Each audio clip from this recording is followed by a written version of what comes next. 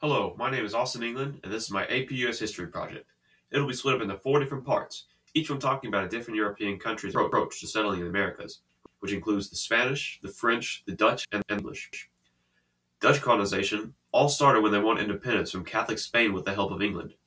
This led to the 17th century, a golden age of Dutch civilization with artists such as Rembrandt. They finally became a global power and challenged England, their former ally. That's a really good thank you. This led to 3 Anglo-Dutch wars, with 100 ships on each side, 40 of them being men of war, which are giant warships. After these conflicts, the Dutch used 2 companies to settle the Americas, the Dutch East India Company and the Dutch West India Company. The Dutch East India Company was enormous and profitable for over 300 years. They hired Henry Hudson in 1609, and he explored the Delaware and New York Bay, which is up here in modern-day New England. He discovered the Hudson River, and he believed it to be a passage through the entire continent of America, but he was completely wrong. The Dutch West India Company was much less powerful, and it settled in the Caribbean, and they were more interested in raiding than making their own way in life. They plundered a Spanish fleet in 1628 and took $15 million worth of treasure. The Dutch also settled in New Netherlands near the Hudson River around 1623 to 1624. One of the places they settled in was called New Amsterdam, which is modern-day New York. And they bought it for pennies per acre, and they're made up of miserable company towns with very little freedom. Another way they settled was by patroonships, which were vast feudal estates granted to promoters that promised to settle with 50 people. This led to the New Netherlands being very diverse, and in 1654, 23 Jews escaped religious persecution and arrived in New Netherlands.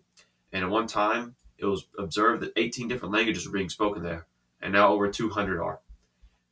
Next up is the Spanish. Their philosophy was basically kill or convert the Indians and get gold. This led to the encomienda system, which was basically slavery. It was when a Native American was given to someone for labor in exchange for that person converting them to Christianity. Bartolomé de las Casas was quoted as saying that encomienda is a moral pestilence invented by Satan. The conquerors of the South and Central Americas were called conquistadors. One such conqueror was Hernán Cortés, who in 1519 conquered the capital of the Aztecs.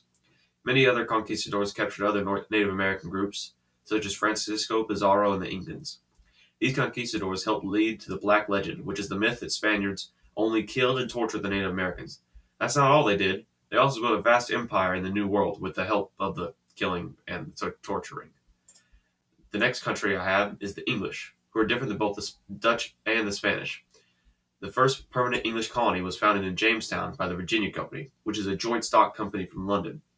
The main attraction to the Americas was the chance of finding gold and finding a passage to the Indies, which was basically the goal of almost every country that landed there. The Virginia Company only intended to last a few years and then reap the profits, so this greatly pressured the colonists because if they did not make a quick profit, they would be abandoned in the wilderness. So basically, they had to make a profit for their boss, or else they would be left there to die. Many earlier settlers began to starve and die off because they did not know how to fend for themselves, so they began raiding the nearby Native Americans that they called the Powhatans, named after their leader, who was, of course, named Powhatan. Powhatan had conquered several nearby tribes and at first thought that the English could be his allies. However, the relationship became very tense because he kept stealing all their stuff.